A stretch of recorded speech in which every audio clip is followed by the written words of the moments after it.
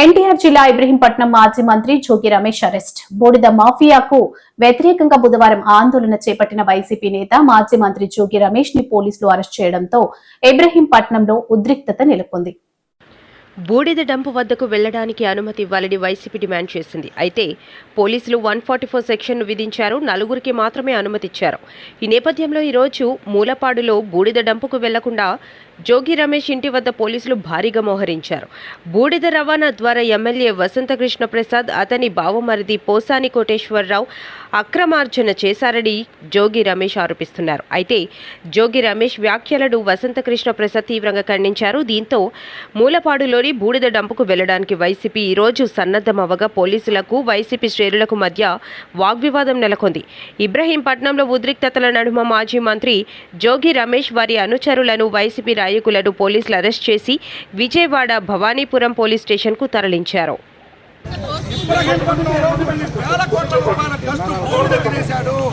ఈ బూడిదపై సమాధానం ప్రజలే చెప్పాలి, ప్రజలకు తెలియాలి. ప్రజలారా మేల్కొనండి.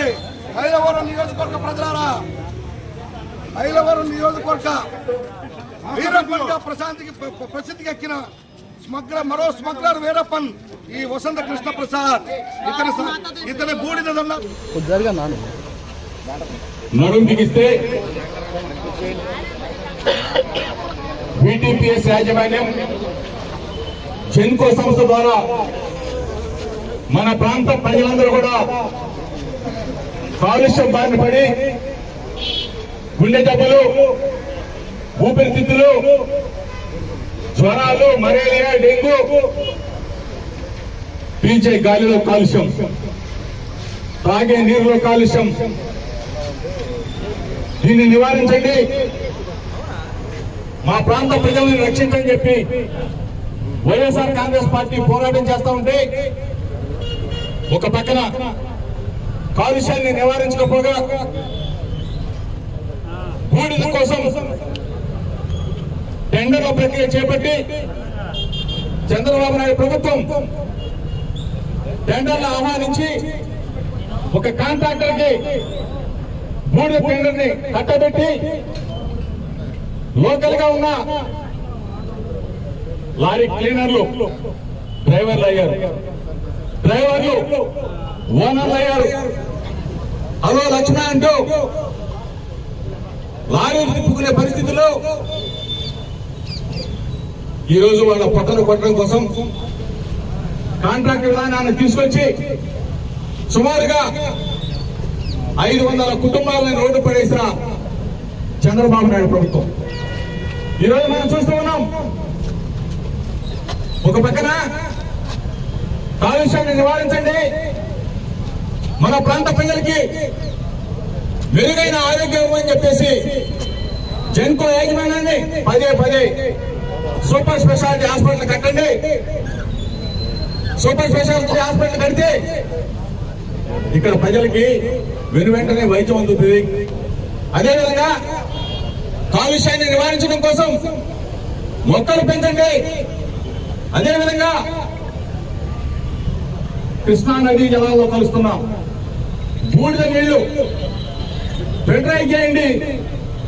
ఫిల్టర్ అయిన తర్వాతనే కృష్ణా నదిలో కలపండి అంటే ఆ బూడిద నీళ్ళే వచ్చి కృష్ణా నదిలో కలుస్తూ ఉంటే ఆ నీళ్ళే తాగుతున్న పరిస్థితి. ఇవన్నీ కూడా స్థానికంగా ఉన్న చేతగాని అసమర్థుడైన చవట సన్నాసి కృష్ణప్రసాద్ బామర్దిని అడుగుతా ఉన్నా, ఏరా బాబు, ఒక పక్కన కాలుష్యాన్ని నివారించడం మీ చేత కాదు, ఒక పక్కన లారీ డ్రైవర్లకు, ఓనర్లకు ఉపాధి కల్పించడం మీ చేత కాదు. వీళ్ళందరూ కూడా పట్టుబట్టి మూలపాడు దగ్గర, నేషనల్ హైవే దగ్గర కొన్ని వేల ట్రిప్పుల బూడిదని అక్రమంగా నిల్వ చేసి రోజుకి 100 లారీలు హైదరాబాద్ కి తరలించి ఒక్కొక్క లారీ 20,000 నుంచి 25,000, అంటే సుమారుగా 25 లక్షల కుంభకోణం పర్ డే రోజుకి. అంటే నెలకి నువ్వు ఎంత సంపాదిస్తా ఉన్నావు?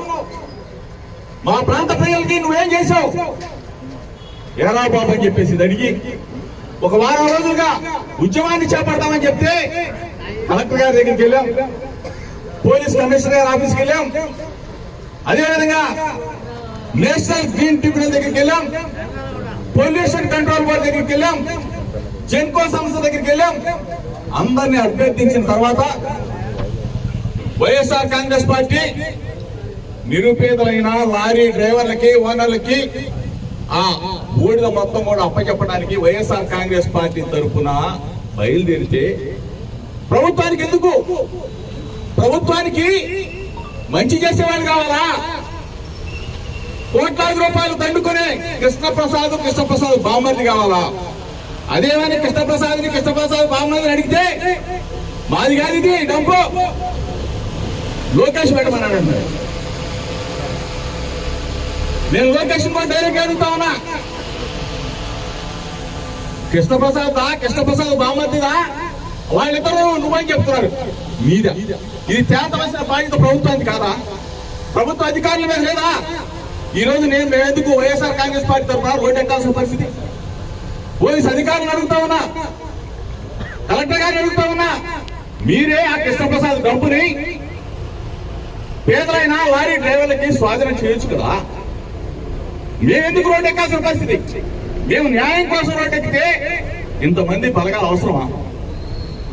సరే, నన్ను అరెస్ట్ చేస్తారు, అరెస్ట్ చేసి ఎక్కడికో తీసుకెళ్తారు. తీసుకెళ్ళినంత మాత్రాన ఈ సమస్య సాల్వ్ అవుతాయని చెప్పేసి పోలీసు వ్యవస్థను అడుగుతా ఉన్నా, ప్రభుత్వాన్ని అడుగుతా ఉన్నా, చంద్రబాబుని అడుగుతా ఉన్నా, లోకేష్ అడుగుతా ఉన్నా. కృష్ణప్రసాద్ అక్కడ డంపు చేస్తే కృష్ణప్రసాద్ మీద కేసులు పెట్టరా? కృష్ణప్రసాద్ ని అరెస్ట్ చేయరా? కృష్ణప్రసాద్ ని బొక్కలేయరా? ఎమ్మెల్యేకి ఎవరి గొప్ప? మైలవరం నియోజకవర్గం ఉన్న సహజ వనరుల్ని దోచుకోవడానికి వచ్చాడు ఈ కృష్ణప్రసాద్.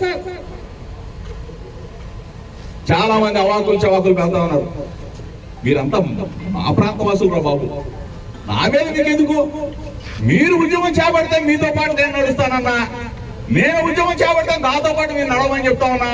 పాత్రికేయ మిత్రులు సాక్షిగా చెప్పా, కృష్ణప్రసాద్ మెప్పు పొందడం కోసం, కృష్ణప్రసాద్ బామ్మర్ది మెప్పు పొందడం కోసం దయచేసి అవాకులు చెవాకులు పేలు.